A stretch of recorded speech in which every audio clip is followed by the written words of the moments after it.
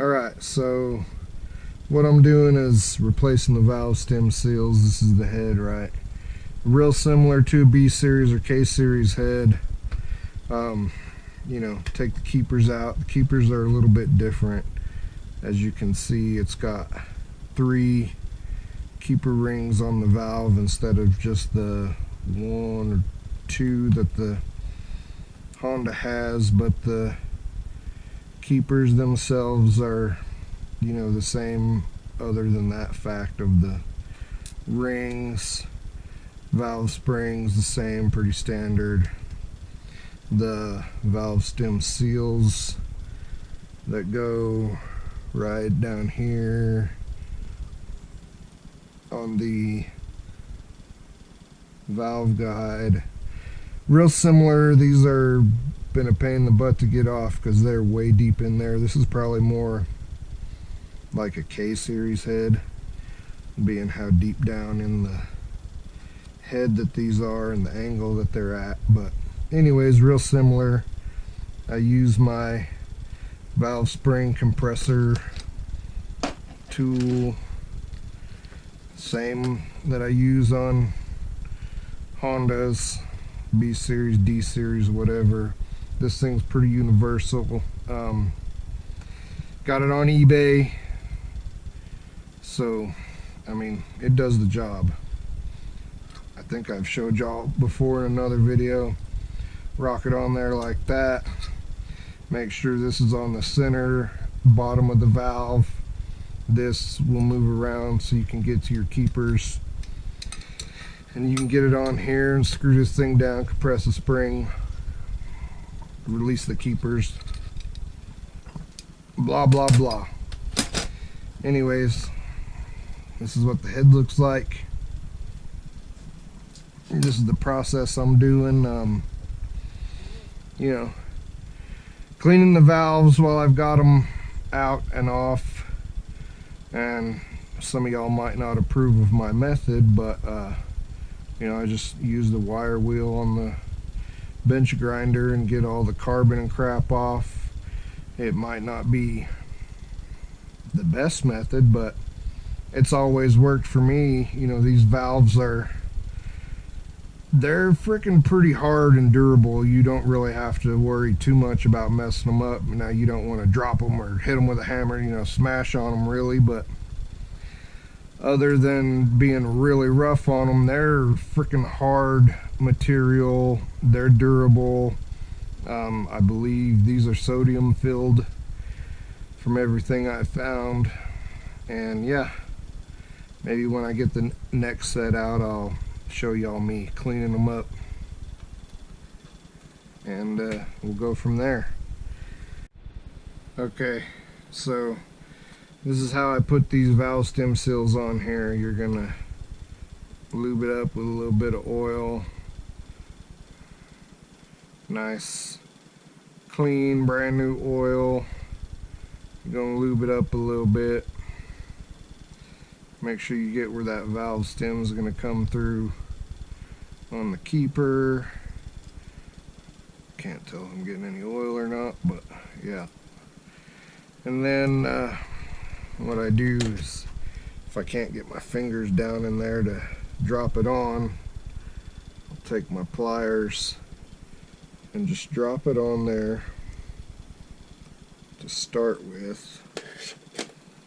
Then I like to use a 10 mil. They make tools for this. If you want to go buy the tools, more than welcome. I just use a 10 mil socket, get it centered on that valve stem seal, and then just tap her down. These don't really, they're not as hard as B series. You could pretty much just push them on there, but I like to give them a tap. Make sure they're seated on there good, because if you can tell, it fits inside the socket.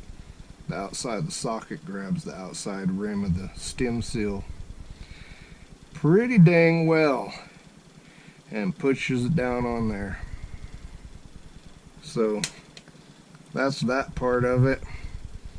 When I go to put my valve back in, I get my oil on the very top of my valve. I don't know if y'all are seeing this. Kind of saturate it pretty good. Not a whole lot, but enough that it's going to provide some lubrication. And then you stick the valve back up in there. I can't see what the heck I'm doing with this camera.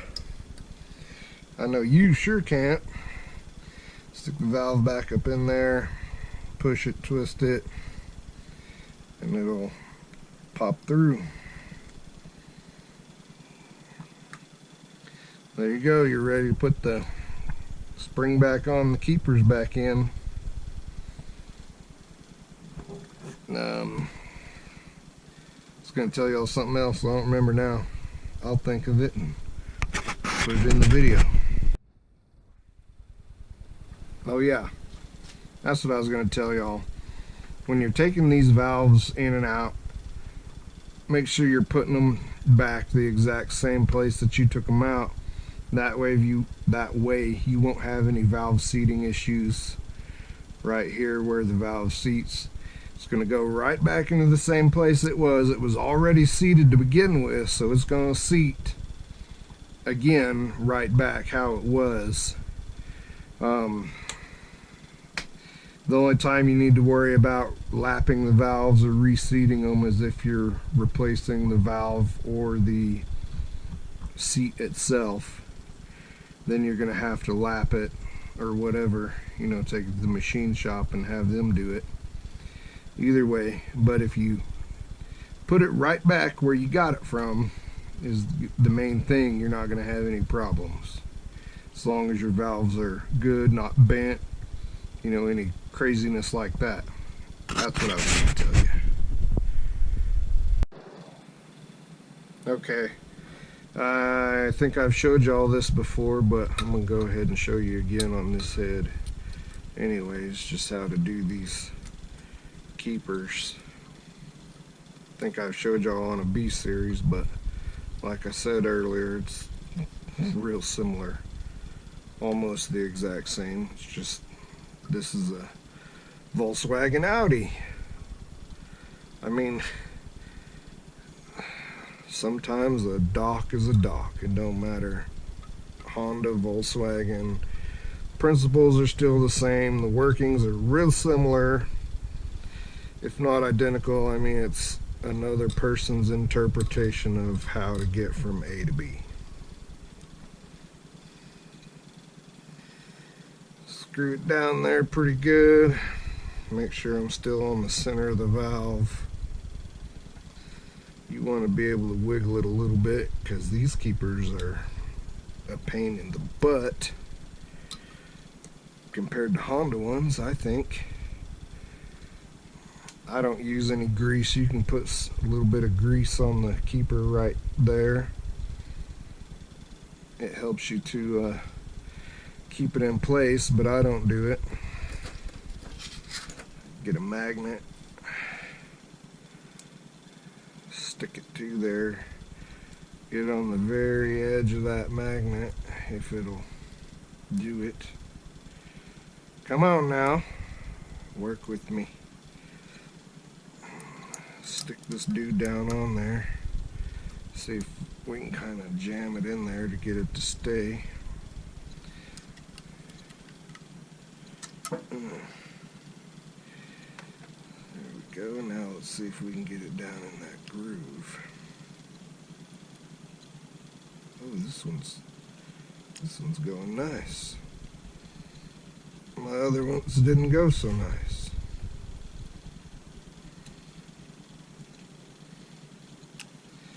No, I spoke too soon. It's close.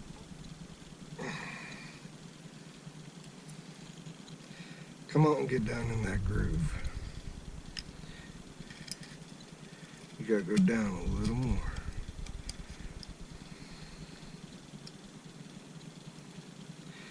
This is just time consuming and tedious putting the keepers back in.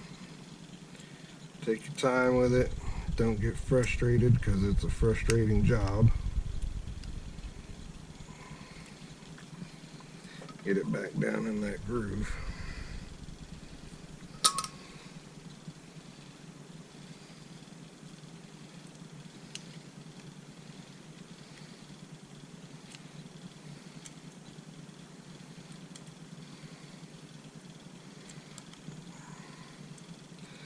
Quit laying down. Stand up a little.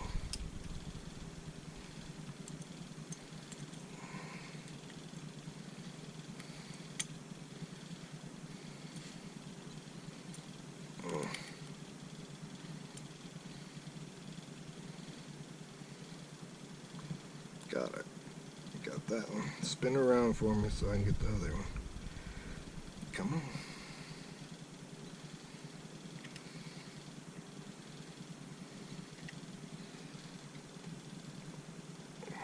Take a little tension off. Spin it a little easier.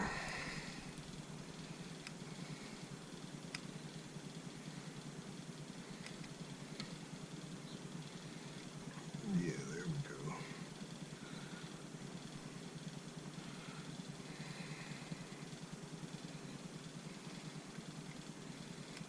Alright. Pretty much have that one in place where I want it. I'll take my little magnetized screwdriver. Get this second one started.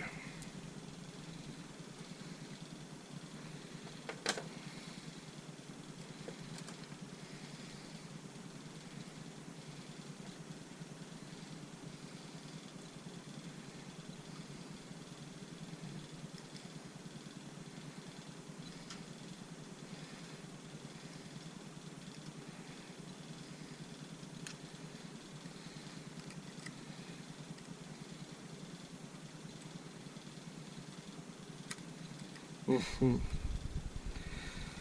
my goodness, it seems like it's taking me forever, but it takes what it takes.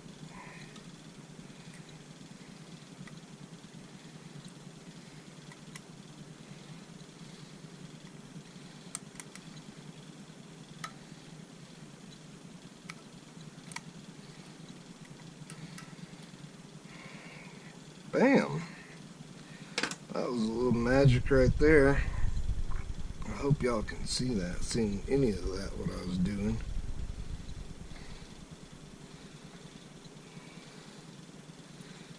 Alright, and those two valves are done. Now I can put the rockers back on and mark those done.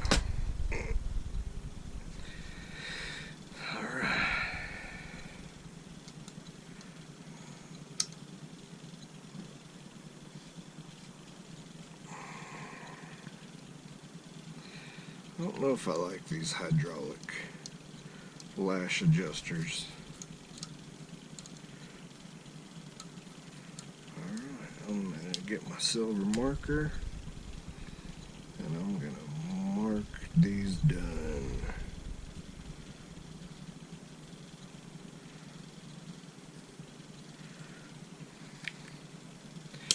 And I'm going to get the other two out and then I'll show y'all me cleaning the valve. Alright, so this is what the dirty valve looks like. This ain't real bad, but it could be better.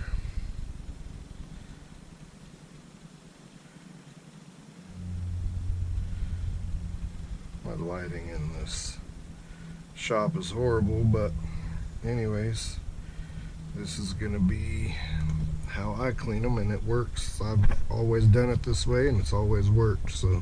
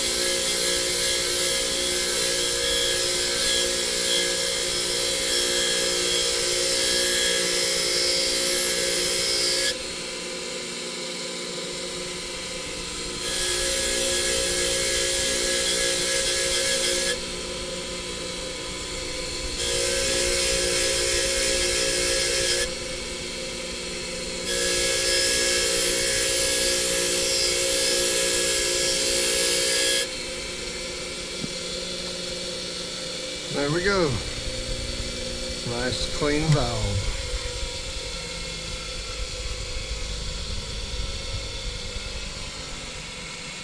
Didn't even hurt it.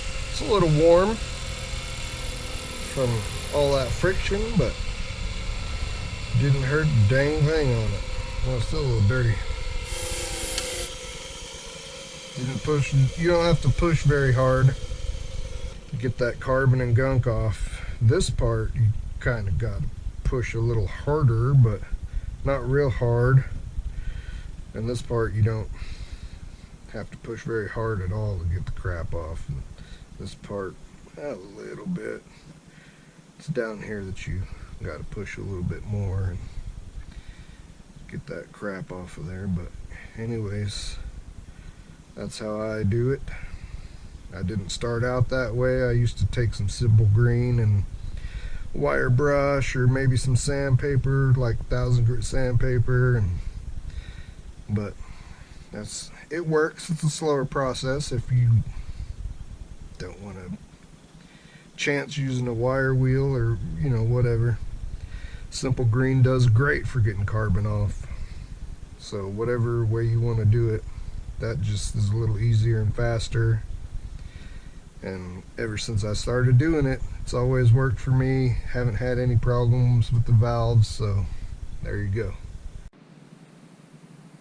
Alright guys, so no way am I sponsored or anything. I had to buy all these products myself, but I just wanted to make this video and show y'all. Shout out Rock Auto and Engine Tech. Ordered this stuff from Rock Auto Tuesday, and this much of it showed up the next day, which was pretty awesome. Wasn't expecting that. I'm still waiting on 2 other things from Rock Auto, but they're coming from further away. Anyways, bought a head gasket kit. Came with the head bolts. I mean, they're standard replacement Audi head bolts. That, what is that, M10 poly drive? I don't remember the size, but it's poly drive anyways. Pretty sure it was an M10.